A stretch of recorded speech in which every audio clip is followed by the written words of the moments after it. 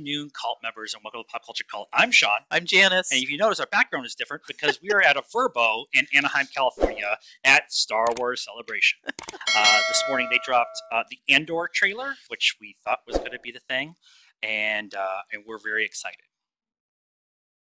We're gonna try to watch this on a bigger screen this time than our phone earlier at the convention hall. So here we go, Andor, and go.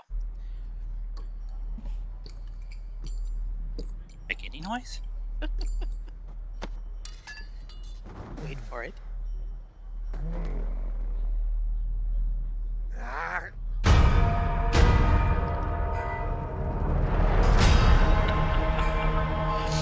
It's Stomp.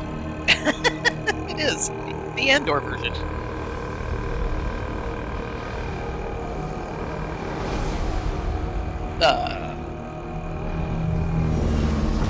Let's park that anywhere. Go! Come on!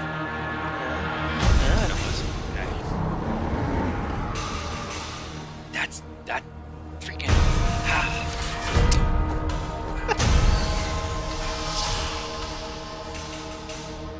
They're so proud of themselves, so fat and satisfied. I love the contrast. They're Yeah. everywhere. They're watching me now. Wow. Look at her! Soon enough, these days will end. There will be no rules going forward. Uh-oh. That was the clones. People are standing up.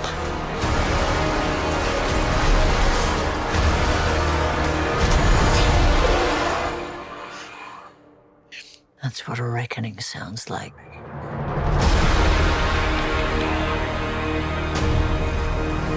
Love the title. Just Andor. We all know. August 31st. All right. All right. Now I've actually seen it a couple of times. Yeah. That's Camino. They're showing all the clones. Yeah. Of Camino. Oh. Like I found that interesting Okay. because we're at this point.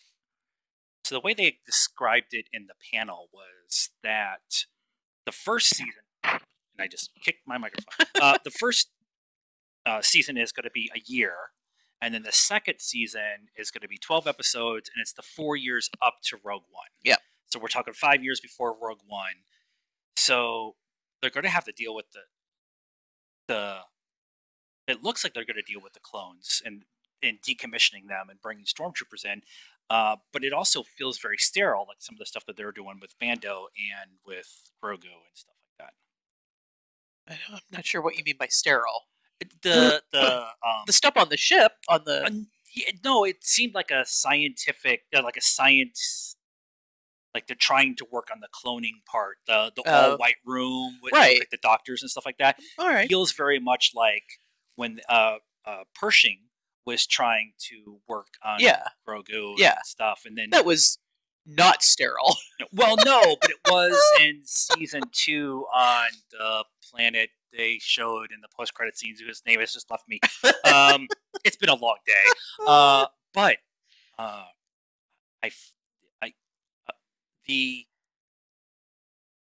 surface level ground individual people getting harmed and the political intrigue that Mothma is bringing to that kind of contrast between the two. One trying to fight their way out, and the other one trying to negotiate their way out of the Empire is right. And Mon Mothma in dress of color, with her hair all done. With her hair done. Right? We went to the Star Wars Explained and Force Center panel today, and they all talked about the political intrigue that we're going to get in this. Yeah, it's definitely going to be more of the kind of spy drama, right? Because, I mean, Cassian's, that's kind of what he is. He's like he's Fulcrum. I mean, he's a version of Fulcrum. Yeah. They also talked about his sidekick in the, spoilers for Rogue One. His sidekick, which I don't remember his name, with the broken arm, and Yeah. they were joking about wouldn't it be terrible if Cassian is the one that breaks his arm, and then because they're supposed to be going up to that scene Yeah. in the second season. So if Cassian broke it or was responsible for him breaking it, and then he's like, "Oh, sorry, you can't get out. Shoot you now. I gotta shoot you I now." That actually would be love that. horrible. I would love that actually. But this also feels it has a lot of the same at least visual cues for me for Rogue One. Rogue Yeah. One's my personal favorite Star Wars movie right now, so I really like that kind of visual cues, that visual feel, all that kind of stuff going on. But I also like the political intrigue of the prequels, and so you have that added in. Yeah. And so you got that back and forth. And I'm rewatching Rebels, and I'm almost to the part where Mon Mothma comes out and denounces the Empire and Palpatine and stuff like that. And so that idea is something that I'm definitely like really liking, that kind of dichotomy between the two sides, because Andor's going to do some stuff in this show.